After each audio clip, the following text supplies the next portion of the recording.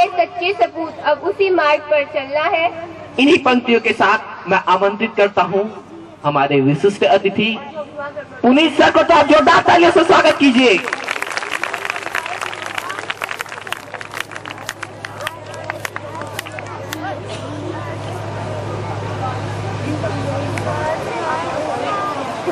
एक प्रश्न यहाँ पे उपस्थित सभी अभिभावकगण से, क्या अभिभावकगण तैयार है हमारे प्रश्न का जवाब देने के लिए? क्या तैयार हैं? आप नहीं, अभिभावकगण। Every parents please raise your hand, please, it's my request. सभी अभिभावकगण अपने हाथ को ऊपर करें। Thank you. आप सबसे एक रिक्वेस्ट है कि यदि आप सभी में से कोई भी चाहे कुछ स्टेज पे बोलना तो यहां आ सकता है पुनीत सर के स्पीच के बाद। Thank you.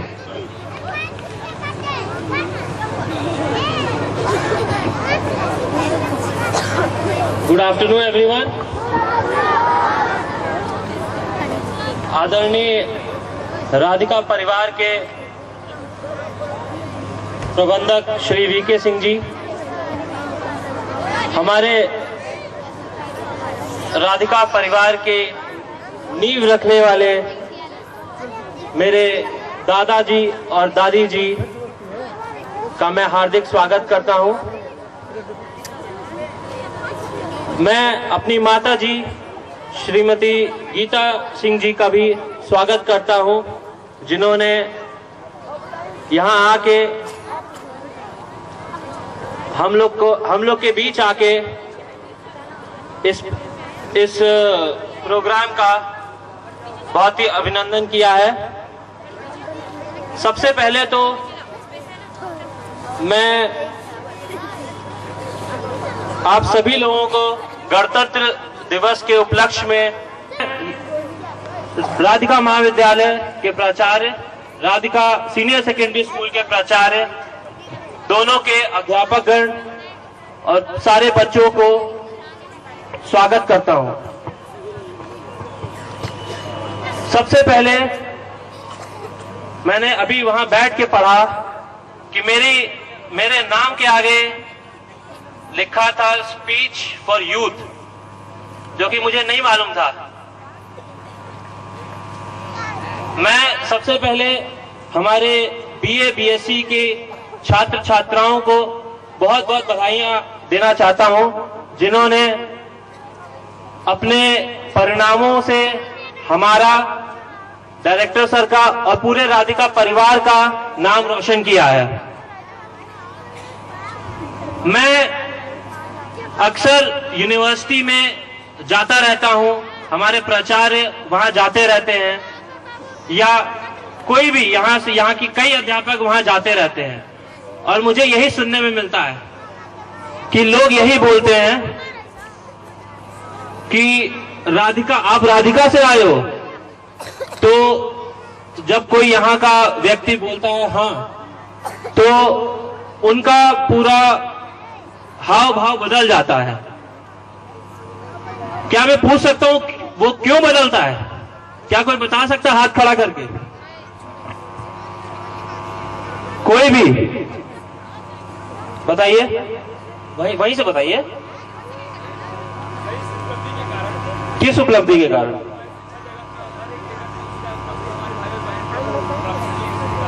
और कोई?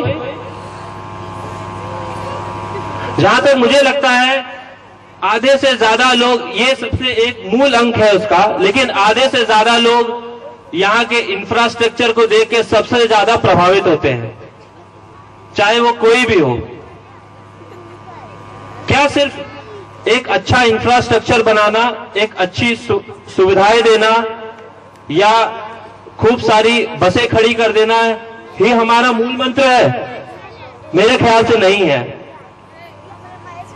तो मैं आप सभी लोगों को, बीए बीएससी के छात्र छात्राओं को बधाई देता हूं, जिन्होंने इतने अच्छे परिणाम लाके इस राधिका परिवार का नाम रोशन किया है और वहां के मूल मंत्र को बदला है। कि यहाँ का सिर्फ एक बड़ा इंफ्रास्ट्रक्चर ही नहीं है, यहाँ पे काम भी बहुत बड़े स्तर पर होते हैं।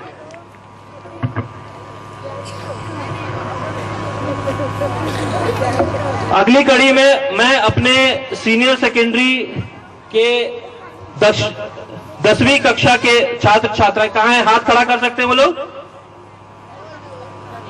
आप लोगों को एक रिक्वेस्ट है मेरी तरफ से कि अब उनकी बारी हो गई, अब आपकी बारी है। 1 महीना मुश्किल से रह गया है और अब इस कार्यक्रम के बाद अब आपको सिर्फ पढ़ाई में लगना है और कोई दूसरा उद्देश्य नहीं होना चाहिए, क्योंकि 3 महीने बाद जब जून में रिजल्ट आएगा तो 15 अगस्त को मैं ये आप लोग से एक्सपेक्ट करता हूं कि मैं दोबारा खड़े होके जैसा मैं इन लोगों के लिए बोल रहा हूं वैसा मैं आपके लिए बोलूं। ये मैं आपसे एक्सपेक्ट करता हूं ये चीज। अब मैं आज का जो शुभ अवसर है इसके ऊपर भी थोड़ा प्रकाश डालना चाहूंगा। जिस दिन भारत पूर्णतः गणतंत्र घोषित किया गया था और जिस दिन देश में संविधान लागू हुआ था वो दिन आज का था, 26 जनवरी 1950। क्या मैं आप लोगों से पूछ सकता हूं गणतंत्र का मतलब क्या होता है? किसी को पता है यहां पे?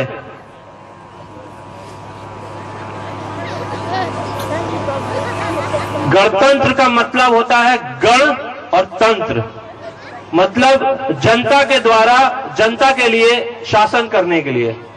जनता के द्वारा हम लोग नियुक्त करते हैं कि जनता के लिए शासन करने के लिए लोगों को नियुक्त करते हैं। इस पर्व का महत्व इसलिए भी बहुत ज्यादा है क्योंकि हर मूल, हर मजहब, हर तरह के लोग इसको मनाते हैं बिना किसी द्वेष भावना के। 26 जनवरी का पर्व देशभक्तों के त्याग, तपस्या और बलिदान की अमर कहानी समेटे हुए है। ऐसे ही अनेक देशभक्तों की शहादत का परिणाम है हमारा गणतंत्र देश भारत। भारतीय लोकतांत्रिक व्यवस्था ने कई उतार चढ़ाव देखे हैं और इसके प्रति बहुत ज्यादा असंतोष भी प्राप्त हुआ है उनको। असंतोष का मुख्य कारण कुछ चीजें हैं, जैसे कि भ्रष्ट शासन और प्रशासन एवं राजनीति का अपराधीकरण। मगर मैं अब गर्व से कह सकता हूं कि अब हमारा देश परिवर्तित हो रहा है, मीडिया जागरूक हो रही है, जनता भी जाग रही है, युवा सोच का विकास हो रहा है, शिक्षा का स्तर बढ़ रहा है, टेक्नोलॉजी संबंधी लोगों की सेना जमा हो रही है। इस संबंधित चलते अब देश का राजनीतिक भी सतर्क हो गया है। क्या आप सब लोग को अभी हाल ही में जो दिल्ली में मुख्यमंत्री श्री अरविंद केजरीवाल नियुक्त हुए उनके बारे में तो पता ही होगा, पता है सबको? क्या वो एक कदम नहीं बढ़ाते, अगर वो अपने घर पे बैठे रहते कि देश तो चल रहा है, मेरे को क्या करना है, तो कुछ बदलाव आता उससे? मैं ये नहीं जानता कि आगे वो ठीक होगा, ये उनका कदम ठीक होगा, वो ढंग से कर पाएंगे नहीं कर पाएंगे, ये तो अभी कहना बहुत ही मुश्किल है। लेकिन कम से कम उन्होंने एक कदम तो बढ़ाया है इस देश को ठीक करने के लिए, भ्रष्टाचार को ठीक करने के लिए एक कदम उन्होंने बढ़ाया है। क्या पड़ी थी उनको श्री अन्ना हजारे जी को कि वो उन्होंने 5 अप्रैल 2011 को एंटी करप्शन लॉ, जिसको कोई लोकपाल बिल का नाम दिया गया है, उसके लिए आमरण अनशन पे बैठे वो। उनको क्या पड़ी थी? वो भी तो चाहते थे कि अपने घर में बैठ सकते थे, लेकिन नहीं, वो किसके लिए आए हैं ये सब करने? आपके लिए आए हैं, हमारे लिए आए हैं, हम सबके लिए आए हैं। तो मैं इन लोगों का नाम इसलिए यहां पे रख रहा हूं क्योंकि ये लोग कहीं ऊपर से आसमान से गिर के नहीं आते हैं, आपके और हमारे बीच से ही आते हैं। और ये एक शिक्षक संस्थान है, यहां पे शिक्षा का संचालन होता है। ऐसे लोग आप लोगों के बीच से ही आ सकते हैं। आप लोग जो कि हमारे युवागण हैं, जो कि भारत के आने वाली पीढ़ी में आज से 10 साल बाद आप ही लोग डॉक्टर, इंजीनियर, आईएएस जो कुछ भी बनना चाहे वो बनेंगे। मगर मैं एक चीज और इसके साथ मेंशन करना चाहता हूं कि सिर्फ डॉक्टर, इंजीनियर और आईएएस या कोई भी अधिकारी बन के ही आप देश की सेवा नहीं कर सकते हैं।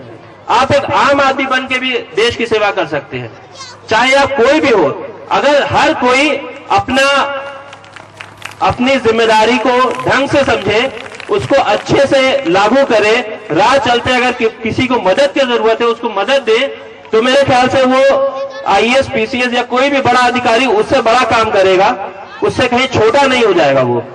अगर हम सब लोग अपना अपना काम खुद से करें तो ये देश बहुत ही आगे बढ़ेगा और देश का नाम बहुत ही अच्छे देशों में लिया जाएगा। धन्यवाद।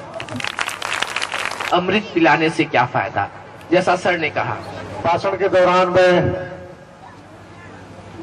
एक अच्छी न्यूज थी, एक अच्छी सूचना थी जिसको मैं दे नहीं पाया था।